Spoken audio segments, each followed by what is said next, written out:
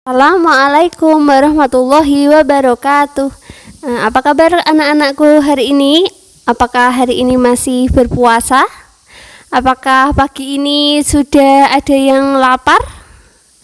Semoga anak-anakku semuanya masih kuat berpuasa sampai nanti Ramadannya selesai.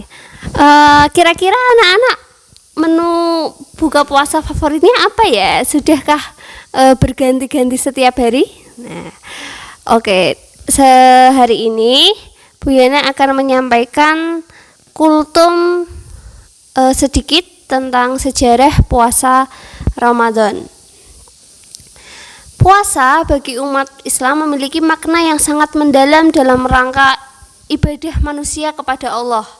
Puasa tidak hanya memerlukan peran fisik, tetapi juga memerlukan peran kesehatan batin. Bahkan mampu menyempurnakan batin menjadi hamba yang lebih bertakwa.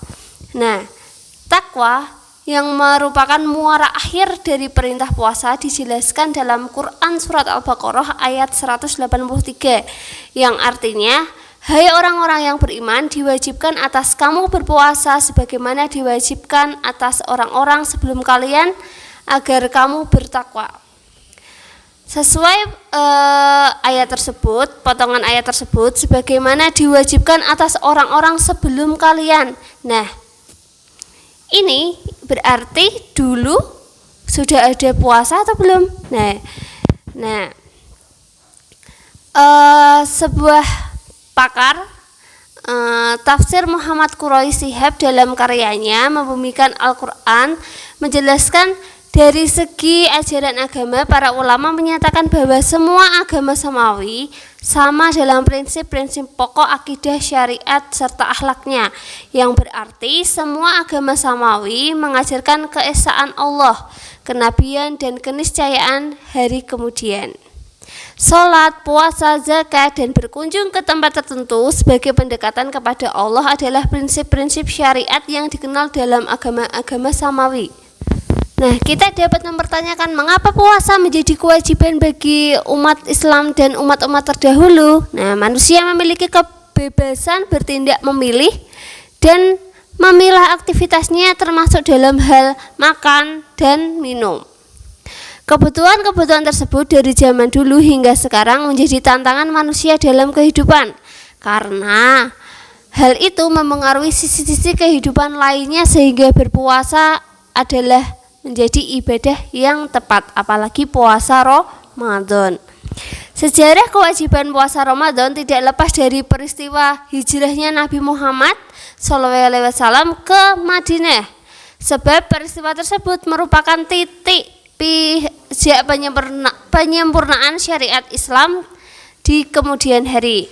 Puasa Ramadan diwajibkan kepada Nabi Muhammad dan umatnya pada bulan Sya'ban tahun kedua Hijriyah dengan cara dan model yang dilakukan umat Islam hingga kini. Sebelum ayat yang mewajibkan puasa turun, umat Islam biasa berpuasa pada 10 Muharram atau hari Asyura. Ketika Nabi Muhammad hijrah dan tiba di Madinah, beliau mendapati orang-orang Yahudi juga berpuasa pada 10 Muharram tersebut. Kemudian pada awalnya umat Islam diwajibkan berpuasa sampai waktu maghrib. Setelah berbuka, mereka diperbolehkan makan dan minum sampai waktu isya dan tidur. Setelah melakukan sholat isya dan tidur, mereka tidak boleh lagi makan dan minum. Sampai saatnya lagi mereka berbuka. Namun itu benar-benar menyulitkan umat Islam, sehingga kita tidak sedikit yang melanggar larangan tersebut. Lalu Allah menurunkan Allah Subhanahu wa taala menurunkan sebuah ayat yang menjelaskan dalam surat Al-Baqarah ayat 187 yang menyatakan umat Islam diperbolehkan makan dan minum pada bulan puasa hingga terbit fajar. Tentu saja ayat tersebut disambut gembira oleh umat Islam kala itu. sembari memanjatkan syukur atas kasih sayang Allah Subhanahu wa taala. Nah, dari